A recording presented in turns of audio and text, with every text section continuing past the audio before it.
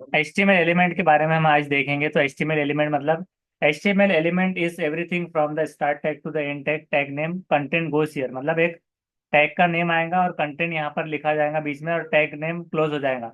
Example इसकी किस इस तरह से है कि मिसाल के तौर पे देखिए H1 माय फर्स्ट हेडिंग और H1 क्लोज हो गया, तो ये ही बताना चाह रहे थे कि इन्हें हम क्या कहेंगे, एलिमेंट कहा जाएगा। तो H1 to H6 element, P element. तो कुछ ऐसे एलिमेंट भी होते हैं जिन्हें कहा जाता है कि BR टैग। तो BR एलिमेंट क्या होगा कि ये नन, इसमें कुछ बीच में नहीं लिखा जाएगा, ना कि आखिर में उसको खत्म करना होगा। तो सम HTML element have no content like the BR element. These elements are called empty elements. Empty element do not have an end tag, कि इसमें कोई एंड टैग नहीं होता। उसी तरह से नेस्टेड HTML एलिमेंट के बारे में अगर हम देखेंगे, तो नेस्टेड मतलब क्या होता है। नेस्टेड जब भी टर्म आता है हर प्रोग्रामिंग में ज्यादातर यूज होता है। तो नेस्टेड मतलब एक के अंदर एक विद इन चीजें रिपीट होती जाती है नेस्ट टाइप में। नेस्ट मतलब जैसे कि घोंसला वगैरह इस तरह से आता है। तो उस हिसाब से नेस्टेड HTML एलिमेंट्स इस तरह से होते हैं कि विद इन चलते रहते हैं वो सब एलिमेंट्स के तौर पर। तो HTML elements can be nested. Can be nested means क्या है कि this means that elements can contain other elements. All HTML documents consist of nested HTML elements. कि सारे HTML के डॉक्यूमेंट होते हैं तो एक हिसाब से consist of nested HTML element होते हैं। Following example contains 4 HTML elements. यहाँ पर हम जो एक एग्जाम्पल देख रहे हैं, इसके अंदर 4 HTML के एलिमेंट्स है। जहां पर है कि HTML body and H tag and P tag. इसे हम रन करेंगे और इसके अंदर BR टैग के बारे में भी समझेंगे। अब देखिए यहाँ पर हमने बताया था कि आपको थोड़ा सा सिस्टमेटिक बनाने के लिए, आप याद रखने के लिए इसको टैब का इस्तेमाल कीजिए और इसको थोड़ा आगे आगे लीजिए। तो देखिए यहाँ पर बॉडी शुरू H1 चालू हुआ था तो H1 खत्म हो गया। अब उसके बाद में बॉडी है तो बॉडी यहाँ पर शुरू हुई, बॉडी यहाँ खत्म हो गई। HTML चालू हुआ और HTML खत्म हो गया, ये वाला। अब देखिए यहाँ पर लिखा हुआ है माय फर्स्ट हेडिंग। अब माय फर्स्ट हेडिंग में अगर आपने इंटर प्रेस किया दो एक मरतबा कि हेडिंग को नीचे लेना है, रन करेंगे तो वहीं पर आएगा। आप कहेंगे कि मैं 2 मरतबा इंटर प्रेस कर दूंगा तो फिर भी वो नहीं आएगा, वो उसको काउंट ही नहीं करेगा इंटर को। तो आपको क्या करना होगा, भले ही आप उसको इंटर प्रेस मत कीजिए, इंटर प्रेस किए बिना आप यहाँ पर सिर्फ लिख दीजिए BR tag.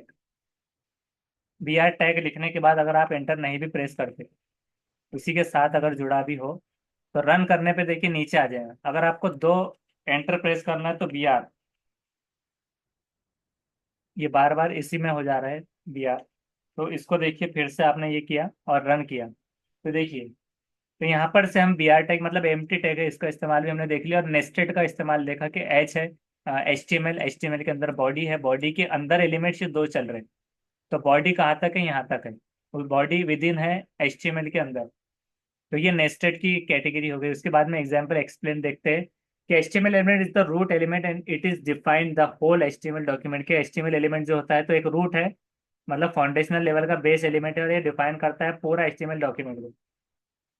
It has the start tag. Start tag क्या है उसके अंदर HTML, और एंड टैग क्या है /HTML। Then inside the HTML element there is a body element, कि उसके अंदर क्या है, एक बॉडी का एलिमेंट है। बॉडी एलिमेंट के अंदर ये चीजें हैं H1 एंड P। तो body element defines the document's body. Body element का मतलब क्या होता है कि डॉक्यूमेंट की body. It has a start tag body and the end tag body slash body. Then inside the body element there are 2 other elements H1 and P। तो उसके अंदर भी दो एलिमेंट है H1 and P। My first heading, my first paragraph. H1 element defines a heading, it has a start tag H1 and the end tag H1। अब उसके बाद में the P element defines a paragraph, it has a start tag P and an end tag P। तो यहाँ पर my first paragraph ही आ गया।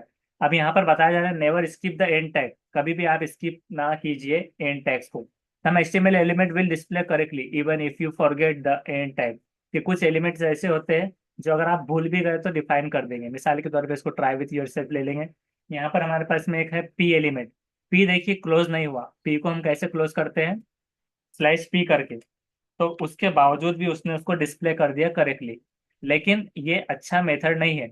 आपको क्या करना होगा, कभी भी उसको भूलना नहीं है बंद करना, closing.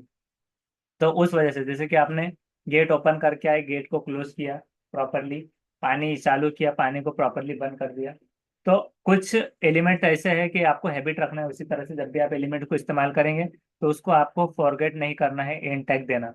However near never rely on this. Unexpected results and errors may occur if you forget the end tag.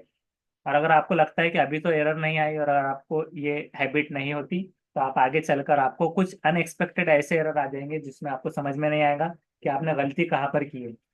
वो लूप हो जाएगा या कुछ और उसमें प्रॉब्लम्स क्रिएट हो सकते हैं। एम्प्टी एचटीएमएल एलिमेंट के बारे में अभी हमने जैसे देखा था बी आर टैग का, कि HTML element with no content are called empty element, उसे बी एम्प्टी एलिमेंट भी कहा जा सकता है। तो B R tag defines a line break, उसका फुल फॉर्म क्या है, line break, an is an empty element without a closing tag. और उसकी एग्जांपल इस तरह से है, paragraph with a line break. HTML is not case sensitive, ये भी याद रखना है कि एचटीएमएल जो लैंग्वेज है ये केस सेंसिटिव नहीं है, पी को आप कैपिटल लिखो या स्मॉल लिखो कोई प्रॉब्लम नहीं है। The HTML standard does not require lower case tag, but W3 recommend करता है कि जो इनके कंटेंट है वो बता रहे हैं कि लोअर केस में ही लिखने की हैबिट डालिए, क्योंकि आगे चल के जावा हो गया या फिर अदर लैंग्वेजेस है तो उसमें आपको आसानी हो सकती है। Demands lower case for stricter document type like x HTML, कि एक्स एचटीएमएल जो होता है एचटीएमएल की ही एक कैटेगरी है, तो ये स्ट्रिक्ट टाइप की कैटेगरी है। तो ये स्ट्रिक्ट वे में होता है, तो उस हिसाब से आपको लोअर टैग के टैग नेम्स देना चाहिए। HTML की एक्सरसाइज हम देखते हैं, यहाँ पर एक एक्सरसाइज है कि insert the correct and tag for the HTML heading.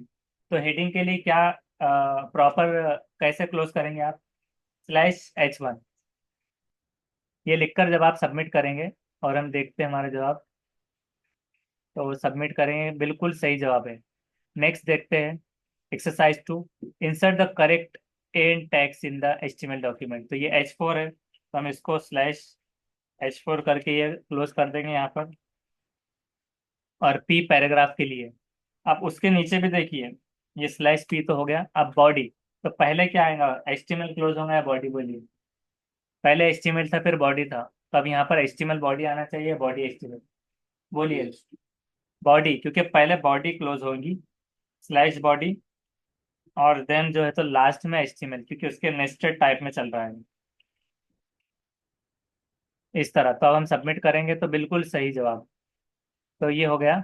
अब उसके बाद है HTML टैग रेफरेंस के बारे में अगर देखते हैं, तो W3 के जो टैग रेफरेंसेस है वो कंटेन करते हैं एडिशनल इंफॉर्मेशन। मतलब टैग रेफरेंस मतलब क्या है कि एडिशनल इंफॉर्मेशन के जायद मालूमात बताना टैग्स के और उनके एट्रीब्यूट के बारे में। मिसाल के तौर पर टैग है HTML, तो उसका डिस्क्रिप्शन क्या है, डिफाइन करता है root of an HTML document, कि एक बुनियाद रूट के तौर पर वो HTML की इंफॉर्मेशन देता है। और बॉडी का मतलब है कि डिफाइन करता है डॉक्यूमेंट की बॉडी, H1 से H6 डिफाइन करता है HTML की हेडिंग। तो ये सारे टैग रेफरेंस है, और अगर आपको बहुत ज़्यादा सीखना है तो ये बहुत सारी लिस्ट भी अवेलेबल होती है HTML टैग रेफरेंस की, तो आप उसको निकाल सकते हैं। तो ये हो गया हमारा HTML एलिमेंट्स के बारे में। तो हम नेक्स्ट वीडियो में HTML एट्रीब्यूट्स के बारे में देखेंगे। Thank you.